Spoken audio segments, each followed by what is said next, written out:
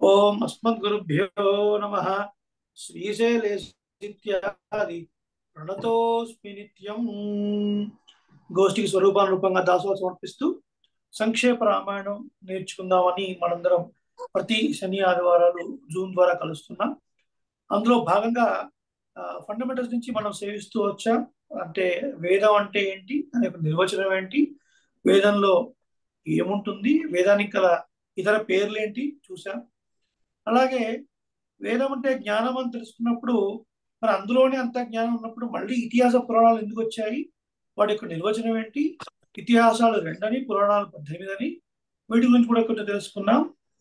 ఇంకా ఆ తర్వాత కొంచెం ముందుగా వచ్చి అసలు ఎలా శ్రీరామాయణం ఈ భూలోకం వరకు వచ్చింది అని శ్రీమన్నారాయణుడు ఉపదేశించడం, చతుర్ముఖ నారద మహర్షికి ఉపదేశించడం, ఆ తర్వాత నారద మహర్షి భూలోకంలో ఉన్నటువంటి వాల్మీకి మహర్షికి ఉపదేశించడం, ఇవన్నీ మనం చూసాం. నారద మహర్షి ఎందుకు వాల్మీకి మహర్షికే ఉపదేశించారు అన్న విషయాన్ని కూడా మనం ప్రస్తావిస్తూ వాల్మీకి మహర్షి యొక్క జీవిత చరిత్రను కూడా కొంత మనం అవగాహించాం.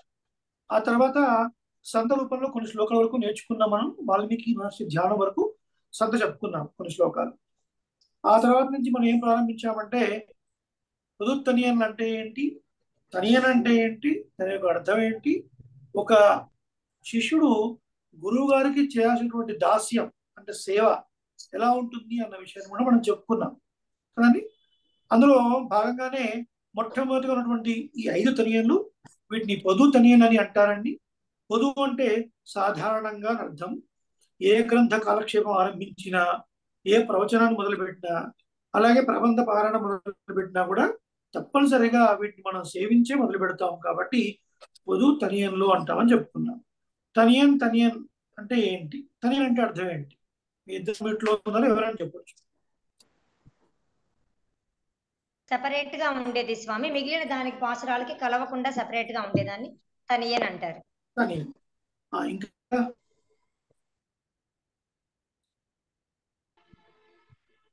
సేవ ముందుగా సేవిస్తారు. ఏ ఏ గ్రంథం తనియన్ యొక్క సేవిస్తున్నా కూడా ముందుగా వాటిని సేవిస్తారు. తనియన్ యొక్క కంపల్సరీ పర్పస్ వైభవాన్ని, ఆచార్య తనియన్ అంటే వైభవాన్ని అర్థం ఆచార్యుల డెఫినేషన్ వైభవాన్ని తెలిపే గ్రంథం. కరెక్ట్. ఆచార్యుల వైభవాన్ని తెలిపే శ్లోకం, మంగళకరమైన శ్లోకం. ఇది ఏ రకంగా ఉంటుంది, స్థుతి రూపకంగా ఉంటుంది, నమస్కార పూర్వకంగా కూడా ఉంటుంది. మరి బాగుందండి. మరి తనియన్ అంటే శ్లోక రూపంలో మంగళకరమైన శ్లోకం అనుకున్నాం. అసలు ఎందుకు ప్రమాణం ఏంటి దీనికి, ఇలా తనియన్ కూర్చోడం ప్రమాణం ఏంటో కూడా చెప్పుకున్నాం. అంటే ఒక శిష్యుడు తన యొక్క ఆచార్యుడికి దాస్యం చేయాలి అంటే 4 రకాలుగా చేయొచ్చు నువ్వు అనుకున్నాం. ఏమిటవి?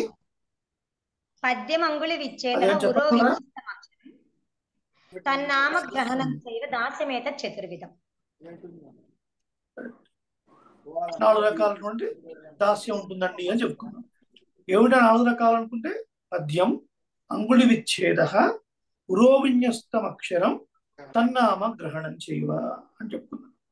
మొట్టమొదటిది ఆచార్యపరంగా ఒక శ్లోకాన్ని అనుగ్రహించడం, వారి యొక్క వైభవాన్ని, వారి యొక్క కళ్యాణ గుణాన్ని స్తుతిస్తూ మనం ఒక శ్లోకాన్ని రచించడం వారి పేరు మీద, అది పద్యం.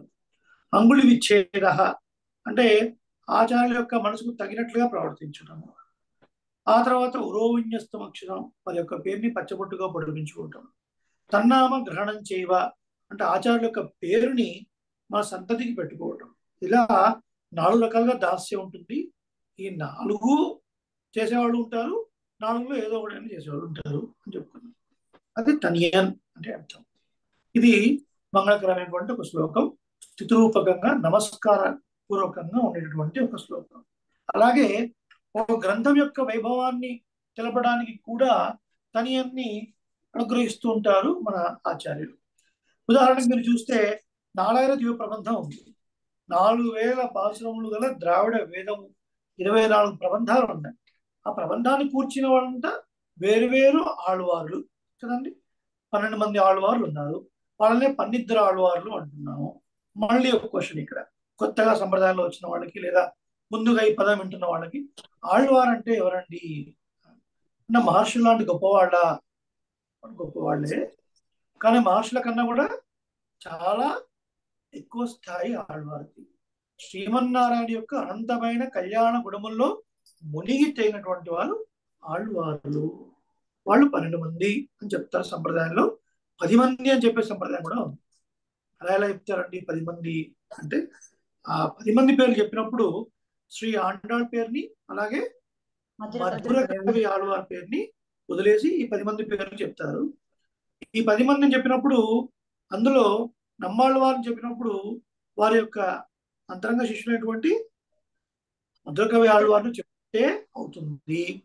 అలాగే పెరియాళ్ళవారిని చెప్పినప్పుడు శ్రీ ఆండాళ్ళని చెప్పినట్టు అవుతుంది అని ఒక అర్థం సాధించారు. తర్వాత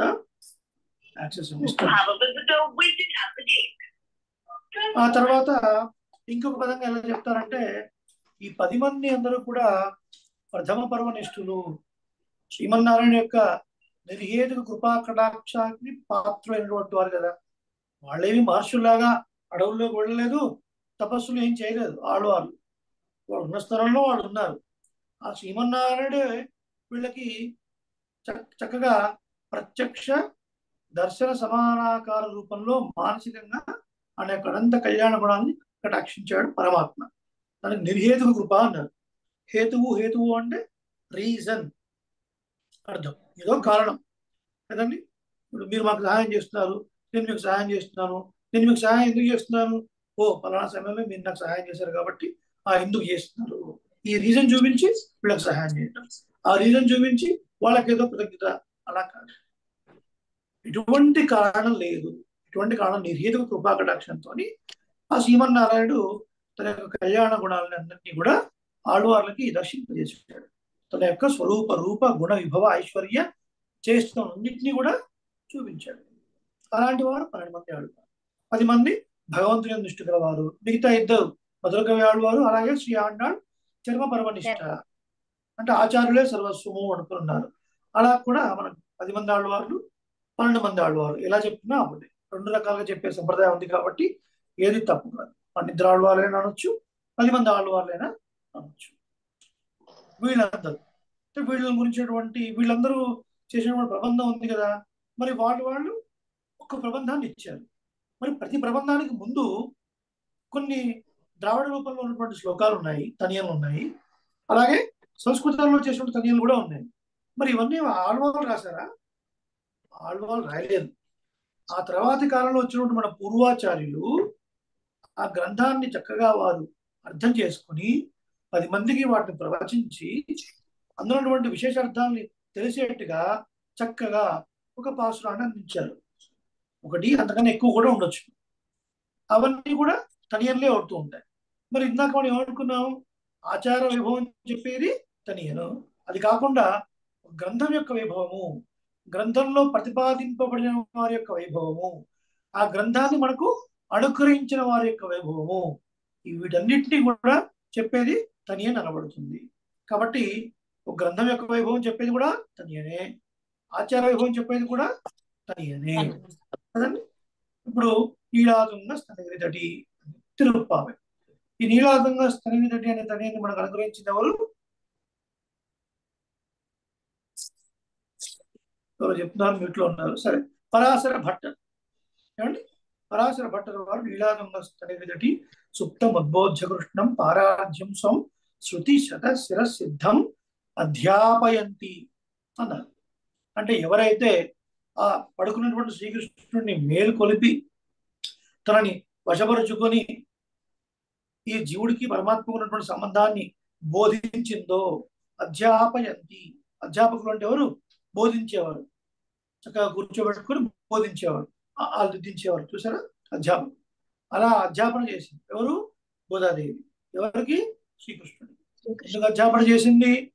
ఏమయ్యా వీళ్ళందరూ పట్టించుకోకుండా ఉన్నారు, ఏదో మత్తు మంది మిగిలిన వాళ్ళలాగా ఉన్నారు వీళ్ళంతా, అలాగని చెప్పి నువ్వు కూడా వాళ్ళని పట్టించుకోకుండా ఎలా? నీ సొత్తు కదా వాళ్ళంతా. కాబట్టి ఆ సంబంధాన్ని స్వామికి తెలిపి, స్వామితో ఉన్నటువంటి సంబంధాన్ని మనకు తెలియజేసి ఆ స్వామినే వశపరుచుకొని తాను తాల్చిన పూలమాలని ఆ స్వామికి సమర్పించడం ద్వారా స్వామిని వశపరుచుకుంది ఒక విషయం. తను రాసినటువంటి పామాలికలు, పాసురముల మాలికలు, తిరుప్పావై 30 పాసురాలు, నాచ్యార్ తిరుమొഴി 143 పాసురాలు. కాబట్టి పామాల, పాసురముల మాల సమర్పించింది. తాను తాల్చి విడిచిన మాలను సమర్పించి ఇంకా దాని నుంచి ఆయన బయట పడలేకుండా గోదాదేవికి వశమైపోయాడు ఆ పరమాత్మ. అలా వశీకరించుకుని, అయ్ విను, వీళ్ళు నీ సొత్తు, నువ్వు కాపాడాలి సుమా అని చిన్న పిల్లలకు పాఠం చెప్పినట్టుగా పరమాత్మకు పాఠం చెప్పింది గోదాదేవి. అలా పాఠం చెప్పి పరమాత్మకి మనకున్న సంబంధాన్ని మనకు తెలియజేసి ఆ పరమాత్మ వైపుకు మనం నడిపించినటువంటి గోదాదేవికి నేను ఏ కృతజ్ఞత తెలియజేయగలను అని మళ్ళీ మళ్ళీ కాలం ఉన్నంత వరకు కూడా నమస్కారం నమస్కారం నమస్కారం అని చెప్పారు పరాశర భట్టర్ వారు. అది తనియం. మరి ఆ తనియం తిరుప్పావైలో లేదు. తిరుప్పావైలో ఉన్న భావానంతటినీ కూడా తమ హృదయంలో స్పష్టంగా భద్రపరుచుకొని పరాశర భట్టర్ వారు ఇగో ఈ శ్లోకాన్ని మనకు అందించారు. ఇప్పుడు ఈ శ్లోకం అందించడం ద్వారా ఏం తెలిసింది మనకు? ఓహో, తిరుప్పావై ఇంత గొప్పదైన గ్రంథము, ఓహో ఆండాళ్ళ తల్లి ఇంత గొప్ప ఉపకారం మనకు చేసింది, ఇది తప్పక మనం సేవించాలి అనే ఒక అధ్యావసాయం మనకు కలుగుతున్నది. కాబట్టి గ్రంథం యొక్క వైలక్షణాన్ని, అలాగే గోదాదేవి యొక్క ప్రభావాన్ని, అందులో చెప్పబడే విశేషాలన్నింటినీ కూడా చక్కగా ఒక చిన్ని శ్లోకం రూపంలో మనకు అందించారు పరాశర భట్టర్ వారు. దాన్ని తనియన్ అని అంటున్నారు. అలాంటి తనియన్లు మనకు పొదువుగా అంటే సాధారణంగా 5 ఉన్నాయండి. వాటిని పొదుగు తనియన్ అని మనం అంటున్నామని ఇప్పుడు యోనిత్యమచ్యుత పదాంబుజం మనం సేవిస్తూ ఉన్నాం. ఇక్కడ రామానుజుల విషయంలో అత్యంత ప్రణవులు అంటే అత్యంత భక్తి శ్రద్ధలు కలిగినటువంటి వారు కూరత్తాళ్వారు. పరమాత్మ, మన పెద్దలు అంటారు ఒక మాట, పరమాత్మ యొక్క కళ్యాణ గుణములు ఇన్ని అని చెప్పడానికి వేదానికి కూడా శక్తి సరిపోలేదు. మనకు ఆనందవల్లిలో వస్తుంది. అక్కడ వేదం ఇప్పటికీ వెతుకుతూనే ఉందట. ఏమనుకుందట వేదం? పరమాత్మ యొక్క ఆనందం ఎంత, పరమాత్మ యొక్క ఆనందం ఎంత అని వేదం బయలుదేరింది. లెక్క కడదాము, మెజర్ చేద్దాము అని. ఆశిష్ట ధడిష్ట, చక్కటి యవనంలో ఉన్న ఒక 25 ఏళ్ల కుర్రవాడు, చక్కగా భోజనం చేయగలిగినటువంటి వాడు, చక్క బలం కలిగినటువంటి వాడు, తిన్నదాన్ని అరిగించుకునే సామర్థ్యం కలవాడు, ఈ భూమండలం అంతా తన యొక్క అధీనంలో కలవాడు. ఏమంటే ఈ భూమండలం అంతా మన అధీనంలో ఉంటుందండి? అది ఉండే విషయమేనా? అది మన ఏరియాలో మనకు ఒక 1000 గజాలు ఉంటేనే మనం చాలా పెద్దగా గొప్పగా ఫీల్ అయిపోతుంటాం. అలాంటిది ఈ భూమండలం అంతా వాడు చెప్పు చేతిలో నడుస్తున్నట్టుగా ఉందనుకోండి. ఒక 25 ఏళ్ల వయసు ఉన్నటువంటి యువకుడు, చక్కగా తిరగలడు, బలవంతుడు, చక్కటి బుద్ధి నైపుణ్యం కలవాడు, తినగలడు, తినదాన్ని అరిగించుకోగలడు.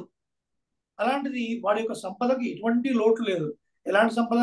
ఈ భూమండలం అంతా కూడా ఆయన యొక్క చెప్పు చేతుల్లో ఉంటుంది. దాని మీద అధికారం తెలియనటువంటి వాడు. అలాంటి వాడి యొక్క ఆనందాన్ని ఒక మనుష్య ఆనందము, ఒక మనుష్య ఆనందము అని లెక్కగట్టి ఆ తర్వాత మనుషులకు పైనటువంటి యక్షులు, గంధర్వులు, పితృదేవతల లోపల ఉన్నటువంటి ఆనందము, ఆ తర్వాత బ్రహ్మ వరకు ఉండే ఆనందం వరకు వెళ్ళింది. బ్రహ్మ ఆనందం అంటే వీళ్ళ మీద ఈ సాధారణంగా అసలు ఈ భూమండలం అంతా మనదై ఉండి అంత సంపద మనకు కలిగి ఉండి చక్కటి యవనంలో రూపంలో అంతగా ఉంటే అంతకన్నా గొప్ప ఆనందం ఏముంటుంది? అసలు ఊహించుకోలేము. మనుష్య ఆనందాన్ని ఊహించుకోవడమే మనకు కష్టం కదండి. ఎందుకంటే అలా ఉన్నవాడు ఎవడు లేడు కదా. ఇప్పటి వరకు అలా భూమండలం అంతా తన అధీనంలో ఉన్నటువంటి వాడు, చక్కటి వయసు కలిగినటువంటి వాడు, బలిష్ఠుడు, బుద్ధిమంతుడు ఎవడు లేడు మనం చూసిన ఉన్నారు. అలా ఒకవేళ వాడిని ఊహించుకోవడమే కష్టం అవుతుందంటే వాడి పైన ఎన్నెన్ని లేయర్స్ ఉన్నాయి. ఆ పైపైన దేవతా జాతులు, ఆ తర్వాత ఇంద్రుడి ఆనందము, ఆ తర్వాత బ్రహ్మానందం వరకు వెళ్ళి పరమాత్మ ఆనందం ఎంత అని తేల్చుకోలేక అయ్యో అసలు పరమాత్మ ఆనందం ఉంది ఎంతో చిన్నగా కనపడుతుంది అని మళ్ళీ ఏం చేస్తుంది ఆ వేదం? ఈ మనుష్య ఆనందం చెప్పుకున్నాం కదా, దీన్ని బ్రహ్మానందంగా చేసింది. చేసి దీనికన్నా 100 రెట్లు ఆనందం, దీనికన్నా 1000 రెట్లు ఆనందం, దీనికన్నా ఇంకో 1000 రెట్లు ఇంద్రుడు ఆనందం, దీనికన్నా 1,000,000 రెట్లు బ్రహ్మానందం. అయినా సరిపోలేదు. అలా వెతుకుతూ ఇప్పటికీ కొలుస్తూనే ఉంది వేదం. కానీ పరమాత్మ యొక్క ఆనందం ఇంత అని చెప్పలేకపోయింది.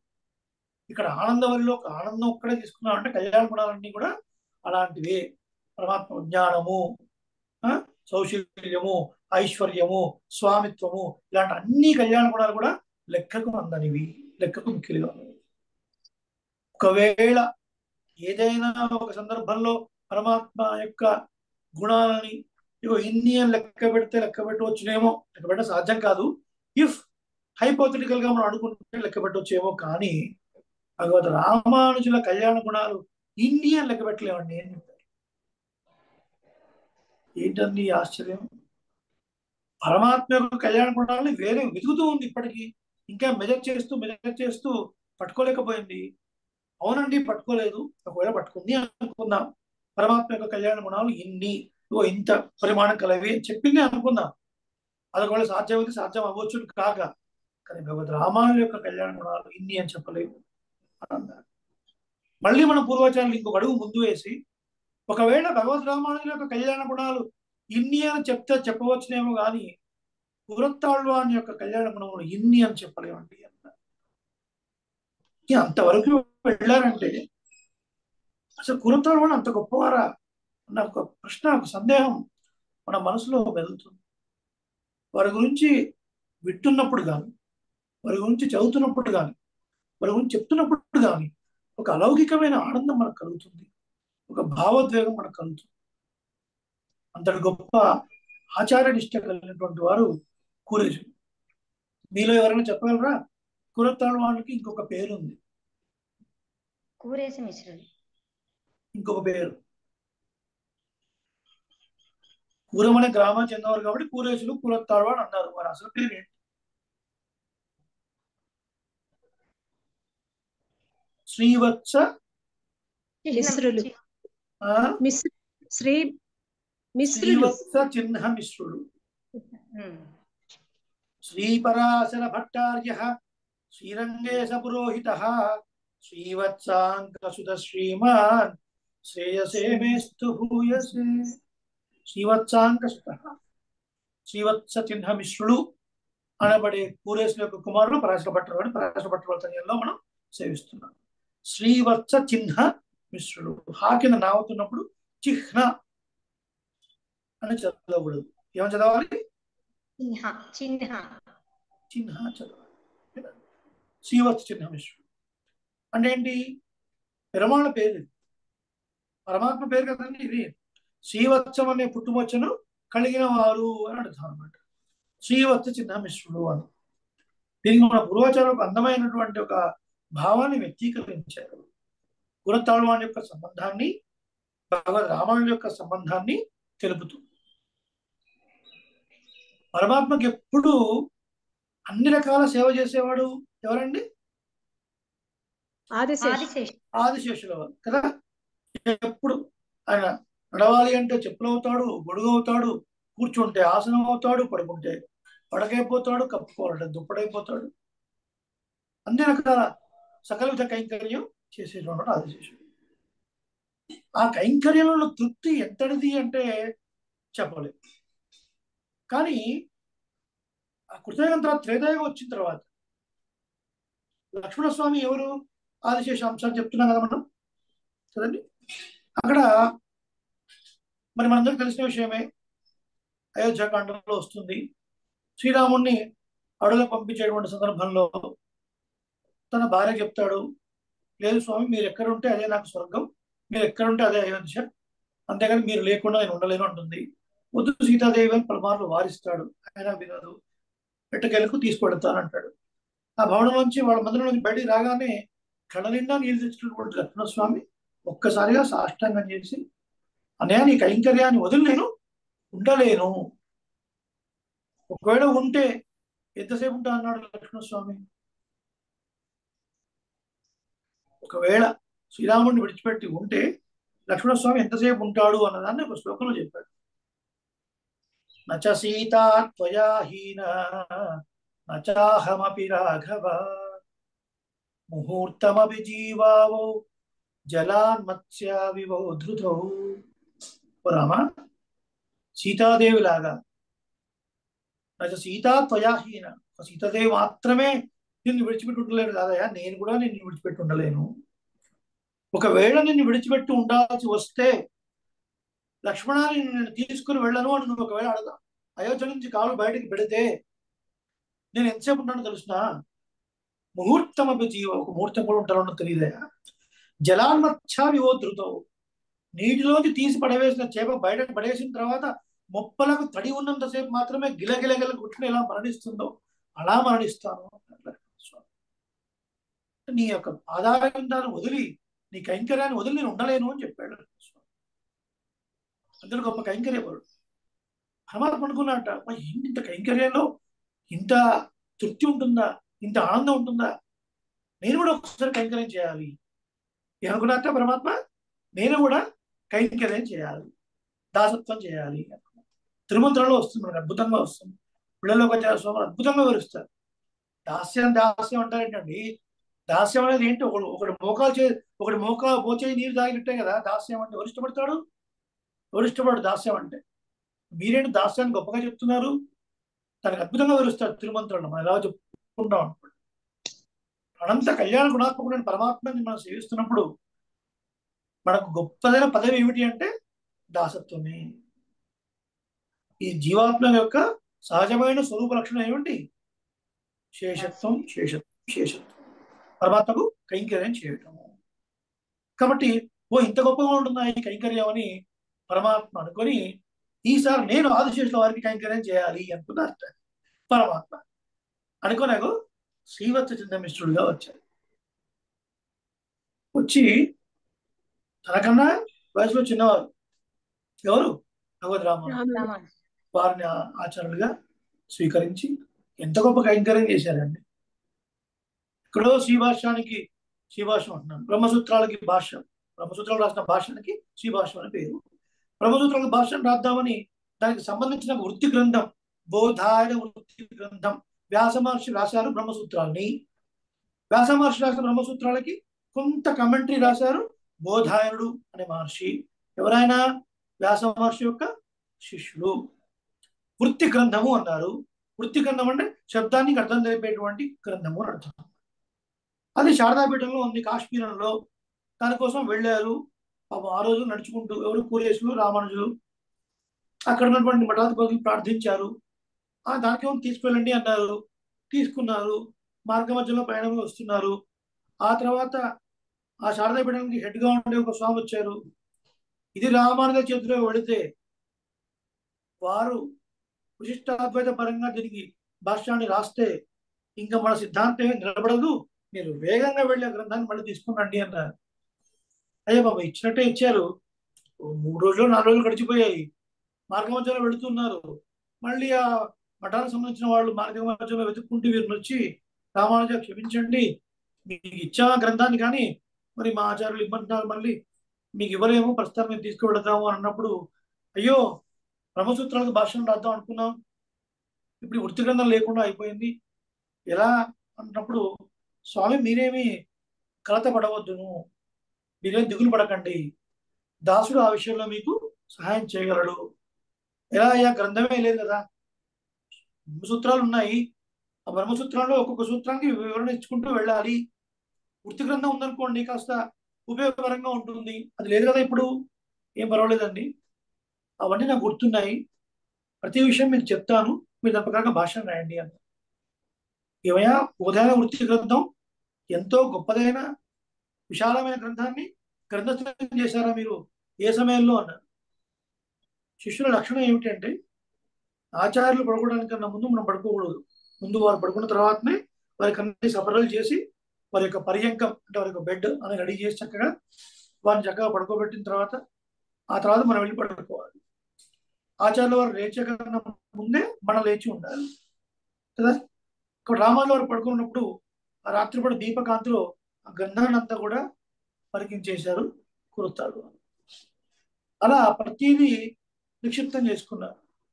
ఇవాళ ఏ కంప్యూటర్ చేయగలదండి అంత మెమొరీ? అవి ఏమైనా సాధారణమైనటువంటి విషయాలా చెప్పండి. ఇప్పుడు మనం హోటల్కి వెళ్తామండి. హోటల్కి వెళ్ళినప్పుడు ఒక పెద్ద మల్టీ క్యూజన్ రెస్టారెంట్ అనుకోండి, ఒక బ్రేక్ఫాస్ట్ చేయాలి మనం. వాడు ఒక మెనూ ఇస్తాడు, ఒక మెనూ ఇస్తాడు. ఎన్ని ఉంటాయి అందులో బ్రేక్ఫాస్ట్ వెరైటీస్ అంటే 50 ఉంటాయండి. మీరు ఒకసారి చదివేసి దాన్ని మూసేసి ఆ 50 పేజ్ చెప్పగలరా మీరు? సుకన్య గారు చెప్తారా? చెప్పలేదు. మనం ఇప్పుడు చూసేటువంటి బ్రేక్ఫాస్ట్ రకరకాల బ్రేక్ఫాస్ట్లు అందులో మెన్షన్ చేసి ఉన్నా కూడా ఒకసారి చదివి ఆ 50 మనం రిపీట్ చేయలేమంటే అసలు ఏమాత్రం పరిచయం లేనటువంటి ఆ వృత్తి గ్రంథం వాడన్నింటినీ మెమరైజ్ చేశారంటే కురత్రుడు వాడి యొక్క మెమరీ పవర్, ధారణ శక్తి ఎంత గొప్పదండి. అలా వారి మెమరీలోంచి ఒక్కొక్క సూత్రానికి బోధాయనుడు రాసిన విషయాన్ని రామానుజులు చెప్తూ ఉంటే దాన్ని విని మళ్ళీ రామానుజులు వ్యాఖ్యానం చేస్తూ ఉంటే దాన్ని రాసినటువంటి వారు పూరేష్. ఎంత గొప్ప విషయం ఇది. ఆచార్య విషయంలో తమ నేత్రాలను కూడా పోగొట్టుకున్నారు. అంటే అలా రామానుజుల విషయంలో కైంకర్యం చేయడానికి వచ్చినటువంటి వారు సాక్షాత్తు పరమాత్మయే అన్నట్టుగా మనకు పూర్వాచార్యుల యొక్క నిర్వాహం కూడా ఉన్నది. పూర్వాచార్యుల నిర్వాహం అంటే వారు చెప్పినటువంటి ఒక విషయం, వారి భావన. కాబట్టి అలా ఈ దాస్యంలో, ఈ శేషత్వంలో ఉన్నటువంటి రుచిని తెలుసుకుందాము అని పరమాత్మయే శ్రీవత్స చిన్నమిశ్రుడుగా వచ్చి రామానుజులకు కైంకర్యం చేశారు అని మనకు స్పష్టం అవుతుంది. కాబట్టి వారి యొక్క కైంకర్య నిష్ట మనం మాటల్లో చెప్పలేము. అందుకనే అన్నాం, వేదంలో పరమాత్మ కళ్యాణ గుణాలు ఉన్నప్పటికీ కూడా ఆనందం ఎంతది అని వేదం ఇంకా లెక్కించలేకపోయింది. ఒకవేళ దాన్ని లెక్కించినా సాధ్యం అవుతుందేమో కానీ భగవద్ రామానుజుల యొక్క దయా అనే గుణాన్ని, ఇతర కళ్యాణ గుణాలని మనం లెక్కించలేము. ఒకవేళ రామానుజుల కళ్యాణ గుణాలు లెక్కించినా సరే కురత్తాళ్వాన్ యొక్క గుణాలు లెక్కించలేము అంటారు. అంతటి మహానుభావులు, అంతటి మహా ఆచార్యులు కురత్తాళ్వాన్ వారు. వారు అనుగ్రహించిన తనియన్ ఇంత లోతుగా చెప్పుతున్నాం అంటే అర్థం ఏంటి? ఆ తనియాన్ని సేవిస్తున్నప్పుడు ఆ భావం మనసులో కలగాలి. యో నిత్యం అచ్యుత పదాంబుజ యుగ్మ యహ నిత్యం అచ్యుత పదాంబుజ యుగ్మ. ఎవరైతే ఎప్పుడూ కూడా అచ్యుతుడు అంటే ఏంటి? తన యొక్క స్థానం నుంచి జరగని వాడు పరమాత్మ. అచ్యుత, ఒకసారి కాపాడుతాను అని మాట ఇచ్చిన, ఒకసారి రక్షిస్తాను అని చేపట్టుకున్నాడు అనుకోండి, ఆ చెయ్యి ఇంకా విడివడు అని అంటారు. అలాంటి వాడు పరమాత్మ, అచ్యుతుడు. అలాగే తన యొక్క విగ్రహంలో కానీ, రూపంలో కానీ, గుణాల్లో కానీ ఏ కొరత లేనివాడు అని ఒక అర్థం. అలాంటి అచ్యుతుడు యొక్క పదాంబుజ యుగ్మరుక్మ, పదాంబుజ యుగ్మరుక్మ. యుగ్మము అంటే జంట అని అర్థం. ఆ పాదముల యొక్క జంట, వాటిని బంగారం వలె భావించి, బంగారంలో ఉన్నటువంటి ఒక వ్యామోహం ఎలా అయితే మనుషులకు సాధారణంగా బంగారం పైన ఉంటుందో అలాంటి వ్యామోహము భగవద్ రామానుజులకు బంగారం వలె ప్రకాశిస్తున్నటువంటి పరమాత్మ యొక్క శ్రీచరణాల యందు ఉంది. వ్యామోహం అంటే ఏంటండి? పిచ్చి ప్రేమ, మిక్కిలి ప్రేమ అని అర్థం. పిచ్చి ప్రేమ అంటే వేరే రకంగా అర్థం తీసుకోవద్దు. మిక్కిలిగా ఉన్నటువంటి ప్రేమ అని అర్థం. అలాంటి భగవద్ రామానుజుడు యహ నిత్యం అచ్యుత పదాంబుజ యుగ్మరుక్మ వ్యామోత, ఆ వ్యామోహం చేత తది ఇతరాని గుణాయమేనే, మిగిలిన వాళ్ళన్నింటినీ కూడా ఒక గడ్డి పరక వలె భావించినటువంటి వారు. అస్మద్ గురోహో, మా యొక్క గురువులు. దయైక సింధోహో అంటే వారి యొక్క దయ ఎలాంటిదట? భగవద్ రామానుజు యొక్క దయ సముద్రం అంటారు. దయైక సింధో, దయనే సముద్రవంతులుగా కలిగినటువంటి వారు భగవద్ రామానుజులు. ఇక్కడ ఒక మాట ఏం చెప్తున్నారంటే కులతాళం వారు ఒక విషయాన్ని భగవద్ రామానుజులు ప్రవచించాల్సి వచ్చినప్పుడు చెప్తున్నప్పుడు వారు ఎలాంటి వారు, ఎటువంటి స్థితిలో వారు ఉన్నారు అనే విషయాన్ని ఏమీ ఆలోచించకుండా వాళ్ళందరినీ కూడా తీర్చిదిద్దాలి. ఎన్నో జన్మలు ఇప్పటికే వ్యర్థంగా గడిచిపోయాయి కదండి. ఎన్నెన్నో జన్మలు వ్యర్థంగా గడిచిపోయాయి. కనీసం ఈ జన్మలో అయినా పరమాత్మ గురించి తెలుసుకొని పరమాత్మని ఆశ్రయించండి, పరమాత్మ యొక్క కళ్యాణ గుణాలను తెలుసుకోండి, పరమాత్మను ఆశ్రయించడం ద్వారా పరమాత్మ యొక్క అనుగ్రహాన్ని పొందండి అని ప్రేరేపించినటువంటి మహానుభావులు. వీరు వారు అని తేడా లేకుండా అందరికీ ఉపదేశం చేసినటువంటి మహానుభావులు. మనందరికీ తెలిసిన వృత్తాంతమే కదా. తిరుమంత్రార్థం తిరుక్కోష్టియూరులో సేవించిన తర్వాత మహారహస్యమైనది అని చెప్పి 18 సార్లు శ్రీరంగం నుంచి తిరుక్కోష్టియూరికి నడుచుకుంటూ వెళ్ళి 18వసారి తమ యొక్క ఆచార్యులు ఆ యొక్క అర్థాన్ని అనుగ్రహిస్తే మరి ఇంత కష్టం ఎవరు పడతారు కలియుగంలో? ఏదైనా ఒక విషయం మనకు కావాలి అంటే మనం ఇలా ఫోన్ చేయగానే మనం దొరికిపోవాలి. మనకు కావాల్సినవన్నీ కూడా మనం అడగగానే చెప్పేయాలి. అన్న ఎక్స్పెక్టేషన్ లో మనం ఉన్నాం. 10 సార్లు తిరగండి, ఇప్పుడు సంక్షేమ బ్రాహ్మణం మీరు సేవించాలి, నేను హైదరాబాద్ లో ఉంటున్నాను, మీరు ఒక కనీసం 5 సార్లు మీరు వచ్చి ఇక్కడికి మా ఇంటికి వచ్చి నా దగ్గరికి వచ్చి మాట్లాడండి, అప్పటి తర్వాత మీకు చెప్తాను అంటే అక్కర్లేదండి వెళ్ళిపోండి అంటారు. ఎవరు నేర్చుకుంటారు? ఎవరు నేర్చుకుంటారు? సేవ అనే భావమే ఇప్పుడు లేదు. ఆచార్య భక్తి, వాళ్ళని సేవ చేయటము, శుశ్రూష అన్నది లేనే లేదు. ఆ గౌరవభావం ఉంది, కాదటం లేదు. కానీ యథార్థంగా ఒక సమయంలో ఒకనొక కాలంలో ఎట్లా ఉండేది, ఎట్లా ప్రకాశించేది అంటే మనకు తెలుస్తుంది ఆ చరిత్రల ద్వారా. కానీ ఇప్పుడు ఎవరికి అంత శ్రద్ధాశక్తులు లేవు. 18 సార్లు వెళ్ళి ఆ వారి ప్రాధేయపడి ఎవరు పెట్టారో అవన్నీ ఎవరు లేవు. ఇంత గొప్పదైన గుణాలని తెలుసుకోకపోతే ఎలా అని అందరికీ తెలియజేశారు భగవద్ రామానుజులు. ఎందుకు? తానొక్కడే బాగుపడటం కాదు, అందరూ బాగుపడాలి, అందరూ తెలుసుకోవాలి అనే ఉద్దేశంతో. మరి ఇలాంటి ఒక ఉదార స్వభావం ఎవరికి ఉంటుంది? భగవద్ రామానుజులకే ఉంటుంది. కాబట్టి ఆచార్య అన్న పదం వారి విషయంలోనే మనకు వర్తిస్తుంది. ఎలా చెప్పారు ఇక్కడ అంటే, అయరన్నాగిலும் పాంగల్ల రాగిலும் செயல்நன்னாக తిరుత్తిప్పనిగొళ్వాన్ కుయిల్ నిన్నార్ పొరుల్షూడ్ కురుహూర్ నంబి అని మధురకవి ఆళ్వార్లు కణిని చిరుత్తాంబులో చెప్తారు. ఎవరి యొక్క వైభవం అండి? కణిని చిరుత్తాంబు అనే ప్రబంధం నమ్మాళ్వారు యొక్క వైభవం కదండి. మధురకవి ఆళ్వారు యొక్క ఆచార్యులు ఎవరు? నమ్మాళ్వారు. నమ్మాళ్వార్ల విషయంలోనే ఒకే ఒక్క ప్రబంధాన్ని ఉపయోగించారు మధురకవి ఆళ్వారు. కణిని చిరుత్తాంబు 11 పాసురాలు. అంత మాత్రం చేతనే వారికి ఆళ్వార్ల స్థానం. చరమపర్వ నిష్ఠ అంత గొప్పది చూడండి.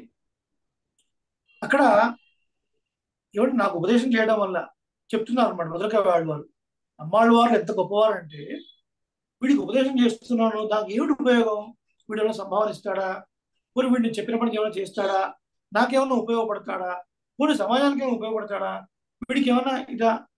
ఏమీ ఆలోచించకుండా, వీడి వల్ల నాకేంటి ప్రయోజనం అన్నది ఆలోచించకుండా ఉపదేశించడమే ప్రయోజనంగా అని, అటువంటి దాసుడైన నా నుంచి ఏ ప్రయోజనము ఆశించకుండా నాకు సకల విధమైనటువంటి ఉపదేశాలు చేసినటువంటి మా ఆచార్యులు అని కీర్తించారు. ఆ కురుహూర్ నంబి ఆళ్వార్ తిరునగర్లో వేయించేసినటువంటి వారు. ఆ విధంగానే ఇక్కడ యోనిత్యమచ్యుత పదామృక్మ వ్యామోద తదితరాణి తృణాయమేనే అస్మద్గురో భగవతోస్య దయైక సింధో. షాడ్గుణ్య పరిపూర్ణం కలిగినటువంటి వాడు పరమాత్మ. భగవాన్ అంటే అర్థం ఏంటండి? భగ అంటే 6 అని అర్థం. 6 కలిగిన వాడు పరమాత్మ. భగవ అన్నంటే లేనివాడు. ఏంటి లేనివాడు? హేయమైన గుణములు లేనివాడు అని అర్థం. ఏంటంటే షాడ్గుణ్య పరిపూర్ణత అంటే ఏంటి? పరమాత్మకి అనంత కళ్యాణ గుణములు ఉన్నాయని చెప్తున్నారు కదా. అనంతం అంటే ఇన్ఫినైట్, లెక్క పెట్టలేనన్ని అని. మరి మీరు ఇక్కడ ఎందుకు 6 గుణములు పరిపూర్ణములుగా కలిగిన వాడు భగవానుడు అని అంటారని చెప్తున్నారు అంటే, అన్ని కళ్యాణ గుణములు ఈ 6లోకే ఏదో ఒక దాంట్లో చేరుతాయి అని అర్థం అన్నమాట. ఇది పరాశర మహర్షి వారు శ్రీ విష్ణు పురాణంలో చెప్పారు. భగవన్ అంటే ఎవరు?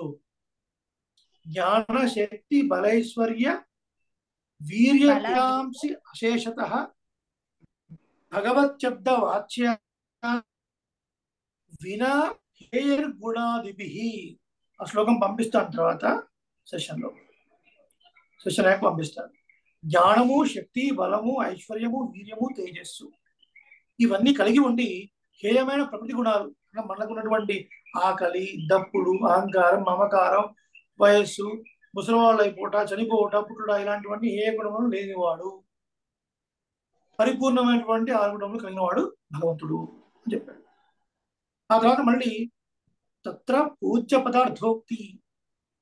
మన తర్వాత భగవాన్ అన్న పదాన్ని ఎవరికి ఉపయోగించవచ్చు అండి అంటే, అంత గొప్పతనం కలిగినటువంటి వారికి ఔపచారికంగా అంటే ఏంటి, ఒక మర్యాదపూర్వకంగా మాత్రమే ఆ భగవాన్ పదాన్ని ఉపయోగిస్తాడు.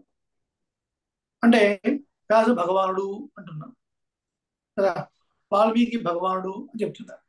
సో అక్కడ భగవానుడు అంటే అర్థం షాడ్గుణ్య పరిపూర్ణ కలిగినటువంటి పరమాత్మ అని అర్థం కాదు. అది గౌరవ సూచకంగా వాడుతున్నాం. అస్మద్ గురో భగవతోస్య దయేక సింధో. భగవంతునికి ఎట్లయితే షాడ్గుణ్య పరిపూర్ణం ఎట్లయితే ఉందో అలా అనంత కళ్యాణ గుణాలు కూడా రామానుజుల్లో, మా గురువులైనటువంటి రామానుజుల్లో ఉన్నాయి. విశేషించి దయ అనే గుణము సముద్రవంతుడిగా ఉందండి అన్నాడు కదండి. ముఖ్యమైనది దయనే. అసలు అది లేకపోతే మనకు అసలు ఆచార్యులు లభించారు, మనకు ఏ విషయాలు తెలియదు కదండి. వీళ్ళు ఏమైపోతారు, వీళ్ళు ఇంకో మార్గంలో వెళ్ళి చెడిపోకుండా, ఈ జీవాత్మ మళ్ళీ అవస్థల పాలవ్వకుండా, హీన యోనుల్లో పుట్టకుండా, హీన యోనుల్లో అంటే తక్కువ జాతి జన్మల్లో కానీ జంతువుల శరీరంలో కానీ పుట్టకుండా, ఈ జీవాత్మ పరమాత్మ సొత్తని, ఆ పరమాత్మను చేరుకోవడానికి ఆయన శరణాగతి చేయడం తప్ప వేరే మార్గము లేదని, ఆయన శరణాగతి చేయడం ద్వారా, ఆయన గురించి తెలుసుకోవడం ద్వారా, ఆయన మనసులో నింపుకోవడం ద్వారా, ఎప్పుడు అతన్ని ఉపాసన చేయడం ద్వారా, అంటే ఆరాధన చేయడం ద్వారా, భక్తితో ప్రేమతో అతన్ని సేవించడం ద్వారా, ఈ శరీరం విడిచిపెట్టిన తర్వాత ఎప్పుడూ ఆనందంగా ఉండేటువంటి ఒక లోకము, మోక్షలోకము, శ్రీవైకుంఠము, దాన్ని మనం పొందొచ్చు అని మనందరికీ కృపతో ఉపదేశించినటువంటి ఆచార్యులు భగవద్ రామానుజాచార్యులు. అలాంటి మా ఆచార్యులు అని చెప్తున్నారు కూరతాళ్ళు. రామానుజస్య చరణౌ శరణం ప్రపంచే. ఆ భగవద్ రామానుజు యొక్క శ్రీచరణాలు నేను ఉపాయంగా స్వీకరిస్తున్నాను, నమస్కరిస్తున్నాను అని అర్థం. ఇంత అర్థం ఉంది ఈ తనయంలో. అంటే మరి వేదాలు ఉన్నాయి కదండి, ఇతిహాస పురాణాలు ఉన్నాయి కదా, మరి అవన్నీ ఉండగా కూడా భగవద్ రామాను చేసినటువంటి గొప్ప కైంకర్యం ఏమై ఉంటుంది? వాస్తవమే, అవన్నీ ఉన్నాయి, లేవని అనటం లేదు. కానీ పరమాత్మకి మనకున్నటువంటి సంబంధాన్ని తన యొక్క గ్రంథాల ద్వారా తేట తెల్లం చేశారు భగవద్ రామానుజులు. అంటే స్పష్టం చేశారు, చాలా క్రిస్టల్ క్లియర్ గా మనకు అర్థమయ్యేట్టుగా చెప్పారు అని అర్థం. ఏమండి మాకు అర్థం కాలేదు అంటే నేను చెప్పలేను. ఎందుకంటే భగవద్ రామానుజ గ్రంథాలు మనం సేవించాలి పెద్దల ద్వారా. భగవంతుడికి మనకి 9 రకాల సంబంధాలు ఉన్నాయి అంటారు. నవవిధ సంబంధములు అని. ఆయన రక్షించేవాడు, మనం రక్షింపబడేవాళ్ళము కదా. ఆయన స్వామి, మనము సొత్తు. ఆయన భరించేవాడు, మనం భరింపబడేవాళ్ళము. అంటే మనందరం భార్యలము, ఆయన భర్త. ఆయన రక్షకుడు, మనం రక్షింపబడేవాళ్ళము. ఆయన తండ్రి, మనం పిల్లలము. ఇలాంటివన్నీ గ్రంథాల్లో ఉన్నాయి, వేదాల్లో ఉన్నాయి. ఈ 9 రకాల సంబంధాలని నవరత్నాలు లాంటి గ్రంథాల ద్వారా మనకు ఆవిష్కరించి చూపించారు. అంటే పరమాత్మ చాలా గొప్పవాడు అంతవరకు మాత్రం తెలుసు మనకు, అంతే. ఇంకా మిగతా ఏం తెలియదు. కానీ పరమాత్మ యొక్క ఒక్కొక్క కళ్యాణ గుణాన్ని చాలా విశదీకరించి చెప్పి, ఆయన అంత గొప్పవాడైనా సరే మన యందు ప్రేమ గలవాడు, మనం చక్కగా భక్తి శ్రద్ధతో ఉపాసిస్తే, శరణాగతి చేస్తే మనల్ని కరుణిస్తాడు, మనల్ని దగ్గరకు తీసుకుంటాడు, ఇక్కడ పెట్టుకుంటాడు గుండెల్లో. పరమాత్మకి ఈ స్థానంలో ఒక మణి ఉంటుంది. ఏమని? కౌస్తుభమణి. కౌస్తుభమణి. ఆ కౌస్తుభం దేనికి చిహ్నము అంటే జీవాత్మలందరికీ కూడా ప్రతిరూపం అన్నమాట.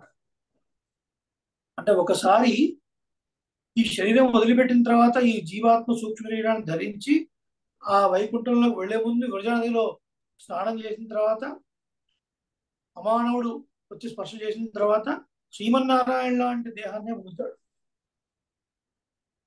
అలా పొందినటువంటి పరమాత్మ చాలా దగ్గర తీసుకుని ఆఘ్రాణించి తన యొక్క గుండెల్లో పదిలంగా పెట్టుకుంటాడు అని చెప్తున్నారు. అంటే ఎలా తెలుస్తుంది? ఈ పలానా వారిని మీరు వెళ్ళి సేవించండి అని చెప్తే ఎలా గుర్తుంది మన భక్తి? ఆయన కళ్యాణ గుణాలను వివరించాలి, ఆయన ఇంత గొప్పవాడని చెప్పాలి. ఒక సౌశల్యం అంటే ఏంటి, స్వామిత్వం అంటే ఏంటి, ఐశ్వర్యం అంటే ఏంటి, సౌలభ్యం అంటే ఏంటి, పరత్వం అంటే ఏంటి, వేదాలు ఎవరి గురించి చెప్తున్నాయి, వేదాంగాల్లో ఇతర దేవతల గురించి చెప్పినప్పటికీ ఉన్నప్పటికీ కూడా వాటిలో ఉన్నటువంటి వారందరిలో అంతర్యామిగా ఉన్నటువంటి వాడు ఎవరు? ఇతర దేవతలందరూ కూడా అనేక రకాల ఫలాలు మనకి ఇస్తున్నప్పటికీ కూడా వాళ్ళందరిలో అంతర్యామిగా ఉండి ఫలాలను ఇచ్చేవాడు శ్రీమన్నారాయణుడు.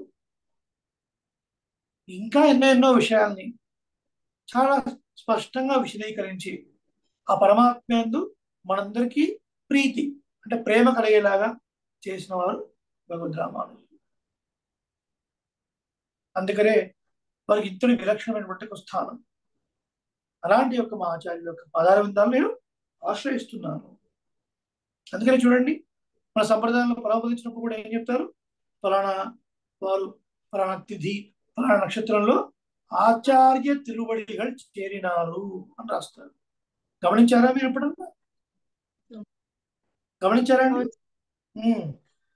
పరమపదం చేరారు ఫలానా రోజున పరమపదం చేరారు అని ఎవరు కూడా చెప్పరు. ఏం చెప్తారు? ఆచార్య తిరువడిகள் చేరినారు అని చెప్తారు. అది సంప్రదాయంలో ఉన్నమాట. అందుకనే మన కురతలవాడ కూడా ఒక శ్లోకంలో అంటాడు, అచేత్ రామానుజేత్యేష చతురా చతురక్షరి కామవస్థాం ప్రపద్యంతే జంతవో హంతమాదృశ. ఆహా, రామానుజ అనే 4 అక్షరాలు చతురా చతురాక్షరి ఎంత గొప్పవో కదా. అసలు ఆ 4 అక్షరాలే లేకపోతే ఈ పుడుతూ చూస్తున్నటువంటి మాలాంటి వాళ్ళు ఎలా ఉద్ధరింపబడేవాళ్ళము, తలుచుకుంటేనే భయం వేస్తుంది అని కులత్తల వరకు శ్లోకాలను అనుగ్రహించారు. అది రామానుజుల యొక్క గొప్పతనము అన్నారు. ఇంకా భగవద్ రామానుజు యొక్క గొప్పతనాన్ని చెప్పే ఒక విశేషాన్ని మనం చెప్పుకొని ఈరోజు సెషన్ మనం ముగించుకుందాం. ఎవరిని మీకు ఏమన్నా కొంచెం ఇబ్బందిగా అనిపిస్తుందా ఇంత డీటెయిల్ గా లోపలికి ఇంత చెప్పడం? ఓకేనా? లేదు స్వామి, బాగుంది. ఓకే. ఇప్పుడు భగవద్ రామానుజుల విషయంలో అత్యంత భక్తి నిష్ట కలిగినటువంటి వారు ఇద్దరు చూసాం మనం. మొట్టమొదటి కలియంలో మనవాణ మామూలను చూసాం కదండి. శ్రీశైలేశ దయాపాత్రం దీభక్త్యాది గుణాన్నవం యతీంద్ర ప్రవణం వందే. యతీంద్ర ప్రవణం అంటే యతీంద్రులు అంటే భగవద్ రామానుజుల విషయంలో అత్యంత అభినివేశము, మిక్కిలి శ్రద్ధాసక్తులు, భక్తి, గౌరవము, ప్రీతి కలిగినటువంటి వారు అని అర్థం చేసుకున్నాం మనవాణ మామూలు. తర్వాత కులత్తాళ్ళ వారు కూడా మనం చూశాం. వారి మహానుభావులు, వారి ఆచారాల కోసం ఎంత త్యాగం చేశారు. కేవలం వారి యొక్క ప్రాణాన్ని కూడా లెక్క పెట్టకుండా త్యాగం చేయడమే కాదండి, గ్రంథ రచనలో కూడా వారి యొక్క ధారణ శక్తి ఎలాంటిది, ఎంత గుడ్ మెమరీ పవర్ వారిది, శ్రీభాష గ్రంథ విషయంలో ఎలా సహకరించారు విషయాన్ని కూడా మనం చూసాం. ఆ తర్వాతనే వచ్చినటువంటి ఆచార్యులు ఒక ఆచార్యుల యొక్క విషయాన్ని మనం చూద్దాం. నడాదూర్ అమ్మాళ్ అనే ఆచార్యుల పేరు విన్నారా ఎవరైనా?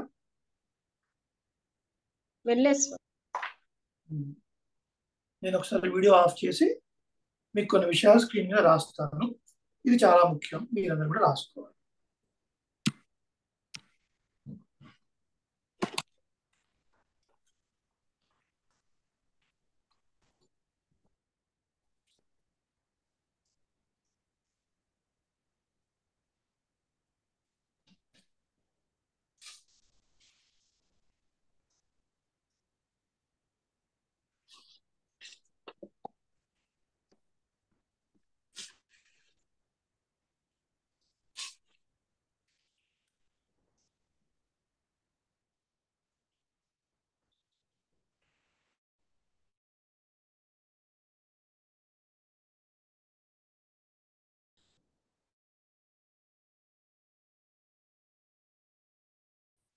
ఆచార్యులకు పేరు అంట. చిన్న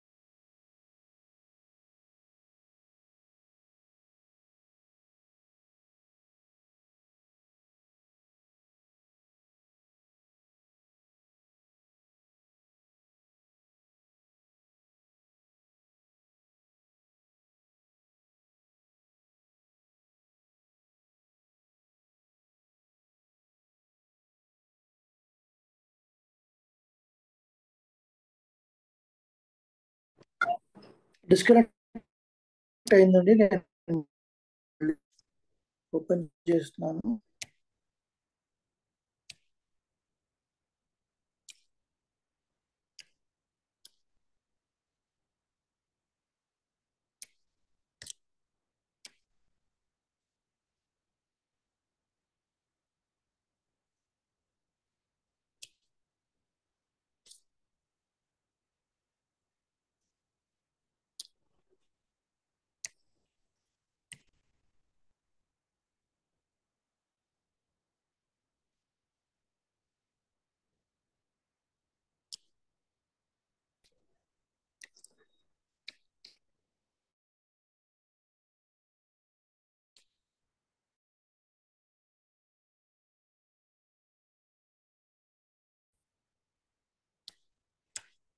సుకన్య గారు వినపడుతుందా నా మాట?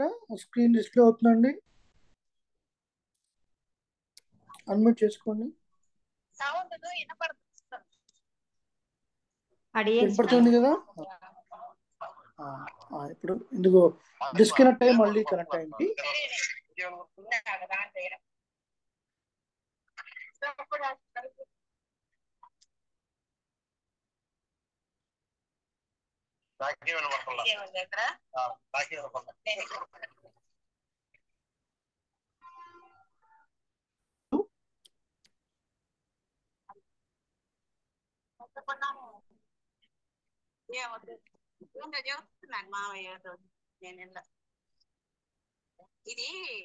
మాటలు వినపడుతున్నాయండి. అది జూమ్ బొమ్మబడింది కానీ అసలు క్లాస్ సరే మీరు వాళ్ళు 4 ఎవరైనా నిద్రపోతున్నారు కదా, అందుకని నేను ప్లాన్ చేయలేకపోతే ఆ బెడ్స్ ఊరుకున్నా. ఇంత ఒకటే మాట, ఏం మాట అది వాళ్ళ మాటలు అన్నీ వినొచ్చు. వాళ్ళ మాట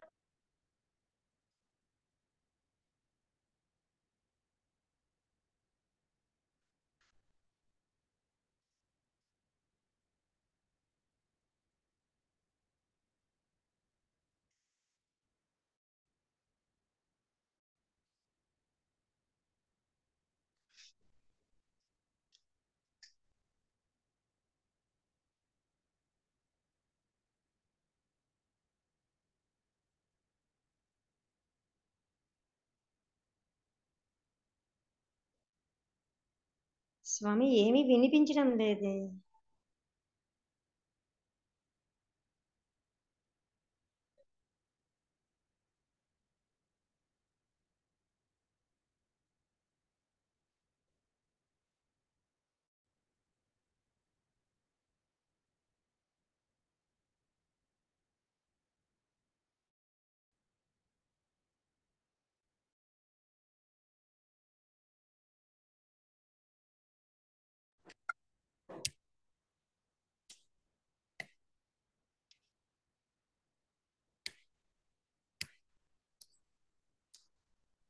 ఒకసారి మాట్లాడండి సుకన్య గారు అండ్ అన్నపూర్ణ గారు.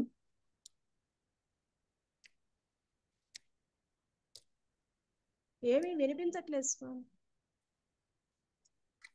ఏమండి ఇందాక కట్ అయిందండి. యాక్చువల్ గా నెట్ ఏదో ప్రాబ్లం ఉంది. ఇప్పుడు వినిపిస్తుందా?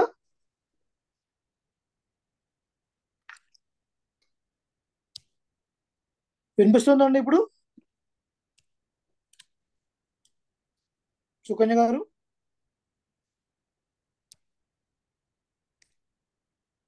అన్నపూర్ణ గారు వినిపిస్తోంది స్వామి. ఎవరో రాస్తున్నారు స్క్రీన్ మీద. ఏమో స్వామి. ఓకే. నడం అంటే అర్థం, ఈ సంస్కృత పదం అన్నమాట. దీనికి తామర పువ్వు అని అర్థం. నడం, లోటస్ అంటే ఇక్కడ ఈ తామర దేన్ని సూచిస్తుంది అంటే భగవత్ పాదాలని.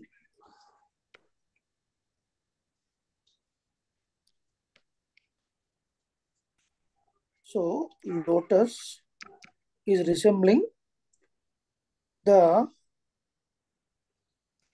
శ్రీ చరణాస్.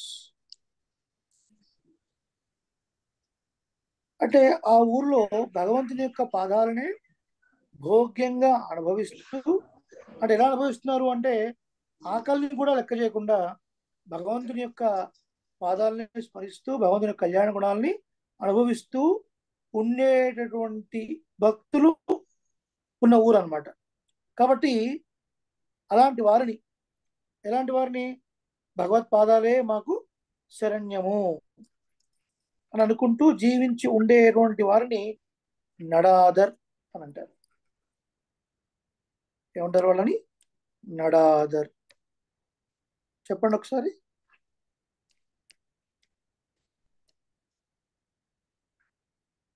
అన్నపూర్ణ గారు మీట్లో కలిపారా? అన్మ్యూట్ చేసుకోండి. అడియన్ స్వామి కొంచెం ఇంట్లో వర్కర్స్ వచ్చినందువల్ల అడియన్ ఓకే ఓకే, చెప్పలేకపోతున్నాను. పర్వాలేదు పర్వాలేదు, నేను చెప్పుకుంటూ వెళ్తానులేండి, మీరు మీట్లో ఉండండి. సో భగవంతుని యొక్క పాదాలే శరణ్యం అనుకుంటూ ఉండేటువంటి వారిని నడాదర్ అని అంటారు. అలాంటి వారు ఉండే ఊరిని నడాదూర్ అని అన్నారు. ఏమన్నారు? నడాదూర్. నడం అంటే తామర పువ్వు అని అర్థము.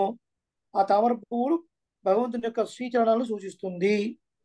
కాబట్టి భగవంతుని యొక్క శ్రీచరణాలే అంటే ఆయన యొక్క పాదాలే మాకు సర్వస్వము అని అనుభవించేటువంటి వారిని నడాదర్ అని అంటారు.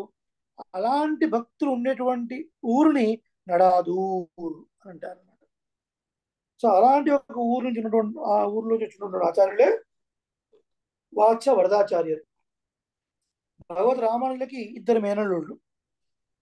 మొదలే అంటాను ఎలాగో అలాగే ఈ వరదాచార్య స్వామి కూడా అలాగే అన్నమాట. వీరు కూడా చాలా గొప్ప పండితులు. ఎవరు? వాత్స వరదాచార్య స్వామి వారు అనేటువంటి వారు. వారు ఈ ఊరు నుంచి వచ్చారు, అందుకే నడాదూర్ అని పేరు చెప్తున్నాం. దానికి ఇంత వివరణ ఇచ్చాము. వరదాచార్య స్వామి, వరదాచార్య, వారినే వాత్స వరదాచార్యులు అని పిలుస్తారు.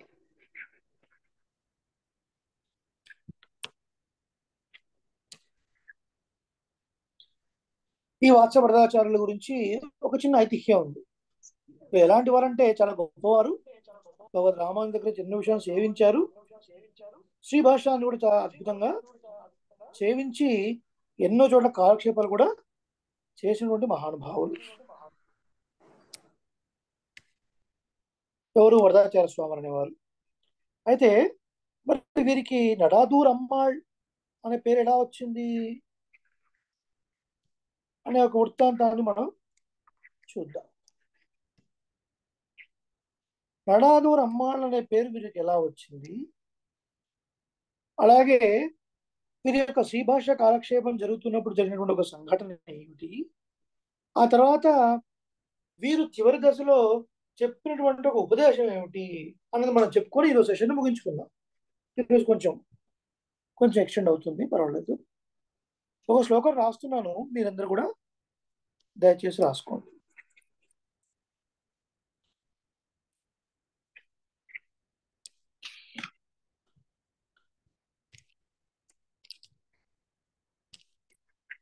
దీని యొక్క అర్థం ఏంటో కూడా చెప్తాను.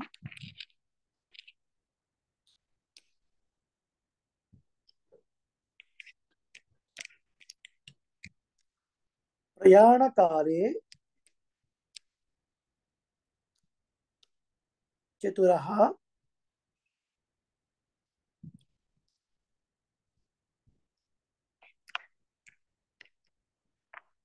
స్వశిష్యాన్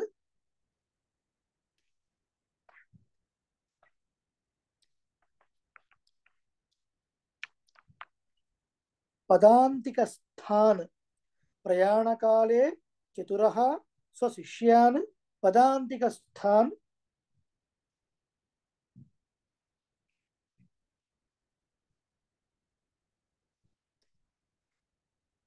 వరదోభివీక్ష్య.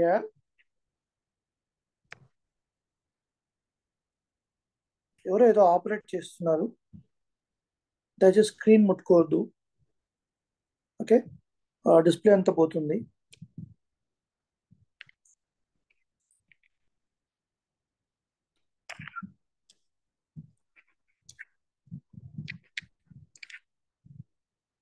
ఎవరైనా ఆపరేట్ చేస్తున్నారా స్క్రీన్ మీద? Please do not do that.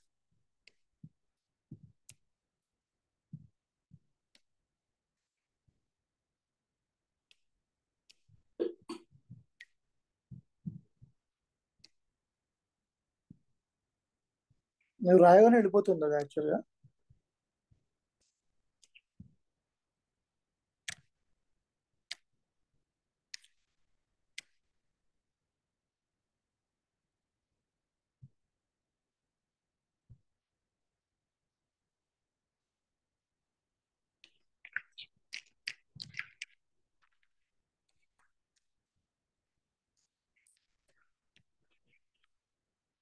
ప్రయాణకాలే చతురః.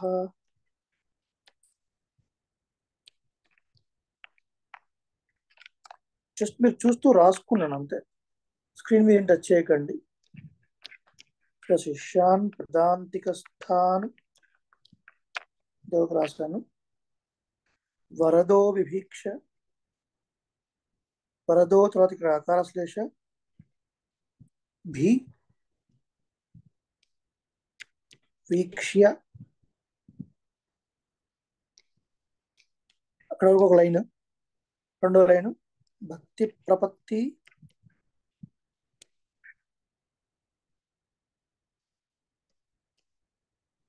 యది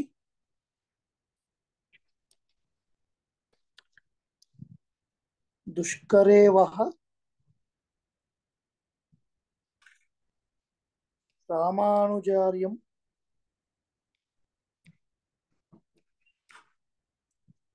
నమతేత్యవాదీత్.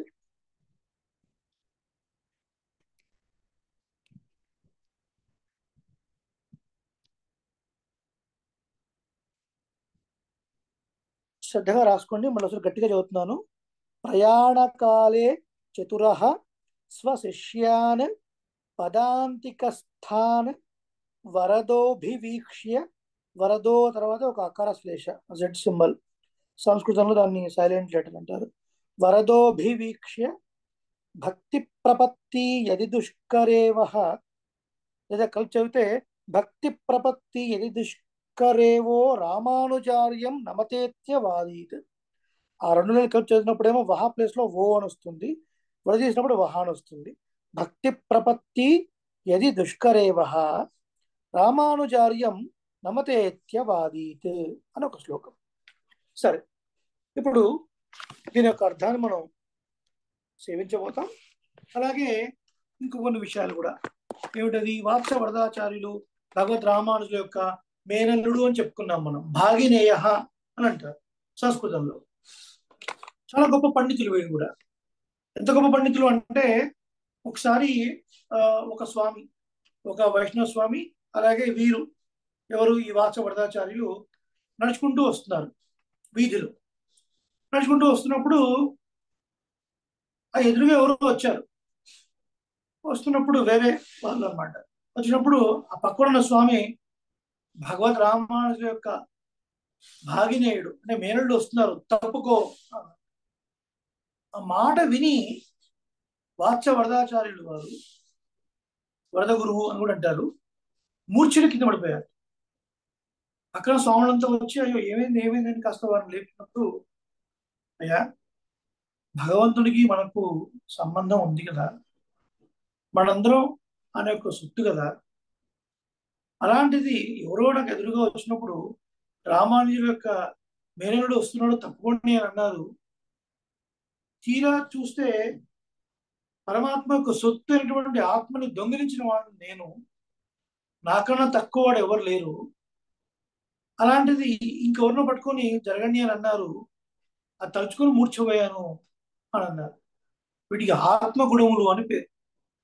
సాధారణంగా దొంగతనం అంటే ఏంటి? ఇక్కడ వస్తువును దొంగిలించడం కదా. మరి మనం దొంగిలించే వస్తువుని బట్టి శిక్షలు కూడా ఉంటాయి. ఉదాహరణకి ఒక రాజ్యంలో ఒకడు ఉన్నాడు, రకరకాల దొంగలు ఉంటారు కదండి. 10 రూపాయల నోటు దొంగిలించేవాడు ఉంటాడు, 100 రూపాయలు దొంగిలించేవాడు ఉంటాడు, నగల షాపులో నగలు దొంగిలించేవాడు ఉంటాడు.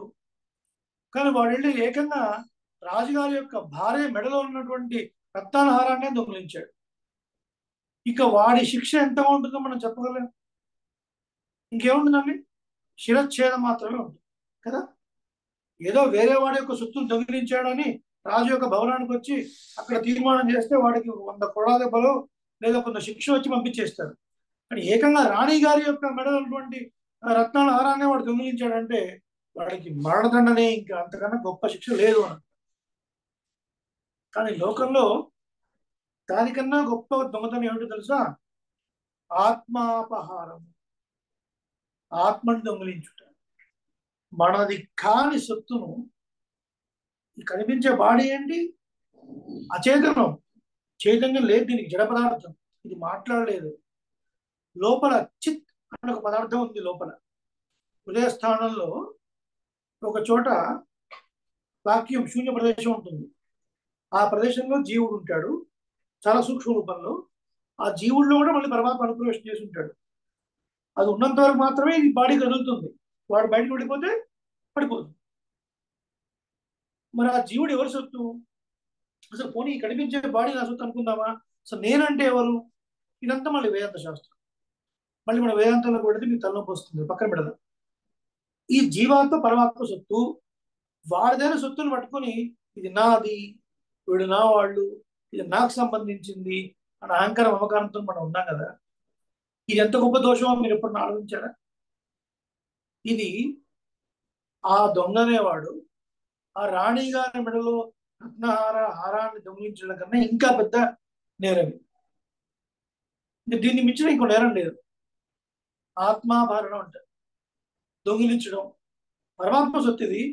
కానీ మనంతా మనలో ఒప్పుకుంటున్నాం మనంతా పరమాత్మ సొత్తు అని, మళ్ళీ నాదని, నా వాళ్ళని, నాకు సంబంధించిందని రకరకాలుగా మనం ప్రవర్తిస్తున్నామా లేదా?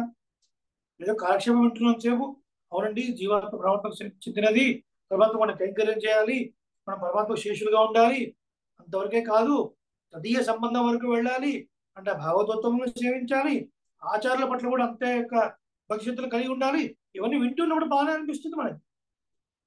నిజ జీవితంలో మనలో ఎంతమంది, వినేవాళ్ళే కాదు చెప్పేవాళ్ళైనా సరే, ఎంతమంది తూచ తప్పకుండా పాటిస్తున్నారు అనే ప్రశ్న మనమే వేసుకుంటే సమాధానం మనకే తెలుస్తుంది. ఎవరు చెప్పక్కర్లేదు, తెలుస్తుంది.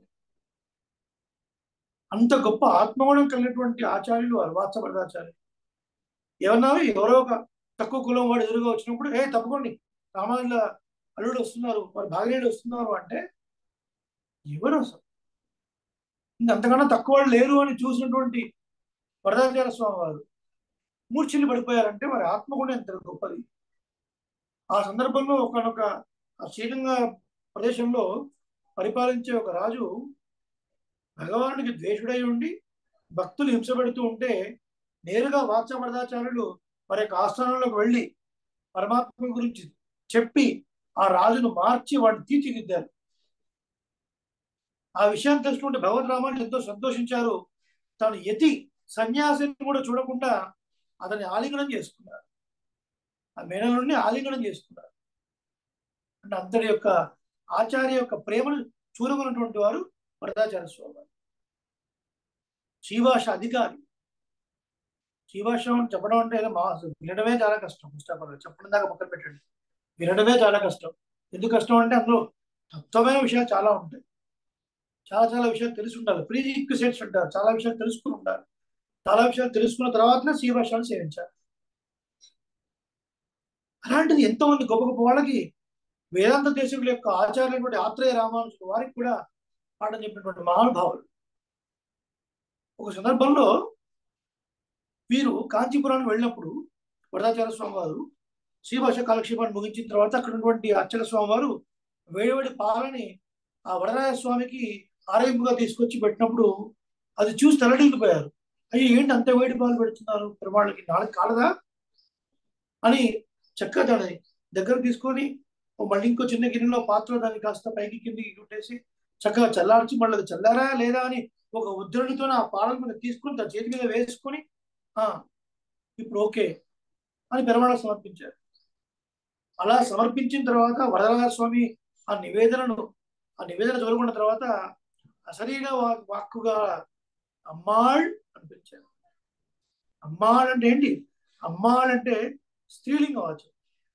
అమ్మా అని అర్థం.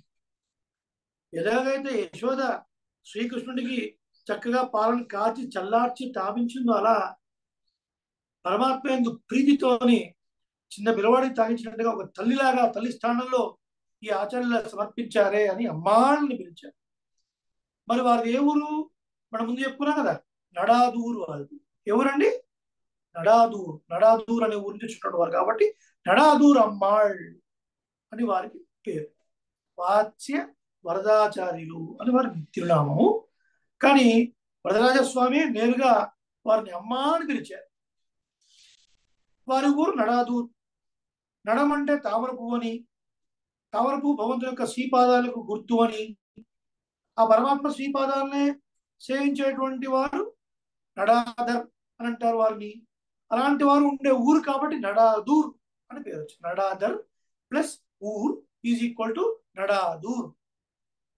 ఆ ఊరు నుంచి వచ్చిన మహానుభావుడు కాబట్టి నడాదూర్ అమ్మాళ్ అని పేరు వీరు. ఈ మహానుభావుడు దగ్గర ఎంతో మంది గొప్ప గొప్ప ఆచార్యులు శ్రీభాష్యాన్ని సేవించారు.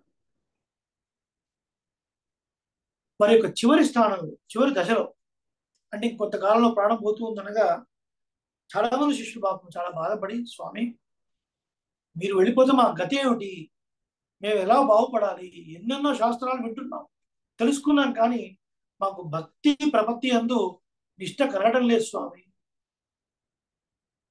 ఏంటి ప్రపత్తి అంటే ఏంటండి? మానసికంగా పరమాత్మనే రక్షకుడు అని స్వీకరించడం, ఆయనే ఉపాయము అని విశ్వసించడము, ఆయన తప్పక రక్షిస్తాడు అని అనుకోవటము, ఆయన అనుకూలమైన పనులను చేయటము, ప్రతికూలమైన వదిలిపెట్టడము, ఆయనే రక్షకుడు అని వరించడము, మన యొక్క ఆత్మ యొక్క భారాన్ని ఆయన యందు నిక్షేపించడము అని శరణాగతి యొక్క నిర్వచనం. ఇది మానసికంగా చేసేటువంటి ఒక ప్రక్రియ. దీని మీద విశ్వాసం కుదుర్కోవడం చాలా కష్టం. ఏదో మనం శరణాగతి పొందాం, మంత్రాలను తీసుకున్నాం, శరణాగతి చేసాం చెప్పుకుందామే తప్ప. ఒకసారి బట్టరవారు కాలక్షేపం చేస్తున్నప్పుడు అన్నారు ఆచార్య, ఒకసారి సందర్భంలో బట్టరవారు అడిగారట, శరణాగతి శరణాగతి అని అంటారు మీరు, పరమాత్మ అంటే ఎటువంటి భక్తి మనం కలిగి ఉండాలి ఎవరైనా చెప్పగలరా అని పరాశర బట్టరవారు అడిగితే, ఆ కాలక్షేప గోష్ఠిలో ఉన్న ఒక వైష్ణవ స్వామి లేచి అన్నారట, అయ్యా దట్టమైన అడవిలో నడుస్తూ వెళ్తూ ఉన్నప్పుడు చిమ్మ చీకట్లు కమ్మి కారు మేఘాలన్నీ చుట్టూ వచ్చేసి భీకరంగా ధ్వనులు చేస్తూ పిడుగులు పడుతూ వర్షం పడుతూ ఉన్నప్పుడు ఆ అడవిలో ఎన్నో క్రూర జంతువులు ఉన్నప్పటికీ కూడా ఏమాత్రం మనసులో భయం కలగకుండా శ్రీమన్నారాయణ చరణౌ శరణం ప్రపంచే జడే రక్షతు వారాహ స్థళే రక్షతు వామనః అటవ్యాం నారసింహశ్చ సర్వతః పాతు కేశవః అని దృఢమైన అత్యవసరాన్ని కలిగి ఉండటమే అని చెప్పారు. మనం ఉండగలమండి? చిన్ని కష్టం వస్తే తట్టుకోలేము మనం. చిన్న కష్టం వస్తేనే వాడిని వీడిని నిందిస్తూ ఉంటాం, వీడి వల్ల ఎట్లయింది, వాడి వల్ల ఎట్లయింది అని వాడిని వీడిని తిడుతూ ఉంటాం. మనం చేసిన తప్పులకి మనకేదో చిన్న చిన్న ఇబ్బందులు వచ్చి ఏదో రోగాలు వచ్చినప్పుడు ఏం చేస్తాం, ఎలా వచ్చాయి, పరమాత్మ ఎందుకు పరీక్షిస్తున్నాడో, ఈ రోగం ఇంకా తగ్గడం లేదు, ఎన్నాళ్ళకి ఈ రోగం తగ్గుతుందో అని పరమాత్మను అంటూ ఉంటాం. మరి ఏ శరణాగతి మనం చేసింది? ఎలాంటి భక్తి ప్రపత్తి మనలో ఉన్నాయి? భక్తి అంటే ఏంటి? ప్రీతి. భక్తి యోగము అంటే ఏంటి? 7 రకాల స్టెప్స్ ఉన్నాయి అందులో. వివేకము, విమోకము, క్రియ, ఇలా 7 రకాల స్టెప్స్ ఉన్నాయి. వాటన్నిటిని ఆచరించడము మనం ఏం చేయలేము. అవి తెలుసుకుంటే, భక్తి యోగం అంటే ఏంటో తెలుసుకుంటే ఎలా వస్తుంది అది. ప్రతి ఏకాదశికి మనము భగవద్గుణ దర్పణము అని శ్రీ విష్ణు సహస్రనామ భాషను సేవిస్తున్నాం. అందులో సాధనా సప్తకం అంటే ఏంటో వస్తుంది. అది విన్నప్పుడు మీకు అర్థం అవుతుంది, అయ్యో మేము ఇందులో 0.00001% కూడా కంప్లై అవ్వడం లేదే, దీని ప్రకారం ఉండటం లేదా అనిపిస్తుంది. కాబట్టి భక్తి దృష్టిలో కాదు, మనం ప్రపత్తి అంటే చేశాం కానీ ఏమో మనకంత నమ్మకం లేదు. మరి నడాదూరమ్మాడని గొప్ప ఆచార్యులు కొంతకాలం తర్వాత ఇంకా ఉండబోరు, ఇంకా వారు ప్రబోధించే సమయం ఆసన్నమైంది, వృద్ధులైపోయినారు. వారి శిష్యులందరూ వచ్చి, అయ్యా స్వామి ఎలా మేము ఉద్ధరింపబడాలి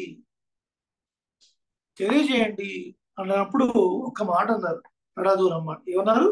ప్రయాణకాలే చతురః స్వశిష్యాన్ పదాంతిక స్థాన్ వరదోభివీక్ష్య భక్తి ప్రపత్తి యది దుష్కరేవో రామానుజార్యం నమతేత్యవాదీత్. ఆయన నలుగురు శిష్యులు పిలిపించుకున్నారట దగ్గర రమ్మని. ఆ నలుగురు శిష్యులు ఉన్నటువంటి ప్రశ్నకు సమాధానం చెప్తున్నారు. ఆ నలుగురు శిష్యులు ఏమని అడుగుతున్నారు? అయ్యా మీరు వెళ్ళిపోతే మా కథ ఏమిటి? భక్తిలో కానీ ప్రపత్తిలో కానీ ఇంకా మాకు నిష్ట కుదుర్కోలేదు. మాకు తరుణోపాయం ఏమిటి? తరుణోపాయం కాదు, తరుణోపాయం. తరుణోపాయం చాలా మంది అంటారు. తరుణోపాయం, తరుణం అంటే దాటడం అర్థం అన్నమాట. ఈ సంసారాన్ని దాటడానికి ఏమిటి ఉపాయము? కృప చేయండి అంటే అప్పుడు చెప్పాను. వారు పరామర్శించడానికి కొంత సమయం ముందు చెప్పాను. ఆయన భక్తిలో కానీ ప్రపత్తిలో కానీ మీకు నిష్ట కుదుర్కొన్నప్పుడు ఉన్నది ఒకటే ఒక మార్గం, రామానుజ నామాన్ని సేవించండి. నిత్యం రామానుజుల్ని స్మరిస్తూ ఉండండి. ఆ 4 అక్షరాలు చాలు. శ్రీమతే రామానుజాయ నమః. పోనీ అంత పెద్దగా అనలేరా? రామానుజ అనండి చాలు. ఆ రామానుజు యొక్క నామమే మీకు వాటి యందు శ్రద్ధను కలిగించి ఈ సంసారం నుండి దాటడానికి మీకు ఉపకరిస్తుంది, మోక్షాన్ని పొందడానికి మీకు సహాయపడుతుంది అని చెప్పారు నడాదూర్ అమ్మాళ్ అనే ఆచార్య. ఇన్ని విషయాలు మనం ఎందుకు చెప్పుకున్నామండి అంటే రామానుజుల యొక్క ప్రభావం ఎలాంటిది మనం చెప్పుకోవడం కోసం. అందరి గొప్ప గొప్ప శాస్త్రాన్ని అధికరించినటువంటి మహానుభావులే ఆ మాట అన్నారంటే మనలాంటి వాళ్ళ స్థితి ఏమిటి ఒక్కసారి మీరందరూ ఆలోచించండి. రామానుజ అంటే అర్థం ఏంటి? రామస్య అనుజ, రాముడి యొక్క తమ్ముడు అని అర్థం. ఒకసారి లక్ష్మణ స్వామి సూచిస్తుంది కదా. ఇంకొకసారి బలరాముని యొక్క తమ్ముడు ఎవరు? శ్రీకృష్ణ పరమాత్మ. వారే కదా భగవత్ రామానుజులు. మరి ఆ 4 అక్షరాలు పెరగడం వల్ల ఎంత గొప్ప తత్వం మనకు అర్థమవుతుంది.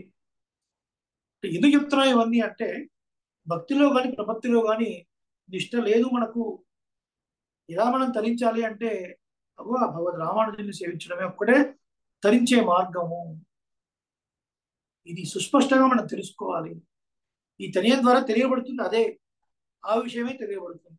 యో నిత్యం అచ్యుత పదాంబుజ యుగ్మరుక్మ వ్యామోద తదితరాని తృణాయమేనే అస్మద్గురో భగవతోస్య దయైక సిద్ధో రామానుజస్య చరణౌ శరణం ప్రపంచే. శ్రీరామానుజ యొక్క శరణావిందాన్ని ఆశ్రయిస్తున్నాను అని గొప్ప తనియన్ని మనం సేవిస్తున్నప్పుడు రామానుజు యొక్క శ్రీచరణాలే మనకు ఆధారము, మనం ఉజ్జీవించడానికి గల కారణం అదే అని మనలో దృఢంగా నాటుకుపోవాలి ఈ విషయం. అందుకనే కూలత్తాళ్వానికి ఎటువంటి అభినవేశం ఉన్నది ఇంట్లో, అలాగే నడాదూర్ అమ్మాళ్ళ వారికి ఎటువంటి అభినవేశం ఉన్నది అన్న విషయాన్ని మనం ఇంత సుదీర్ఘంగా మనం చెప్పుకున్నాం. సో ఇది యోనిత్యమచ్యుత అనే యొక్క తనియన్ యొక్క వైభవం. దాని తర్వాత మనం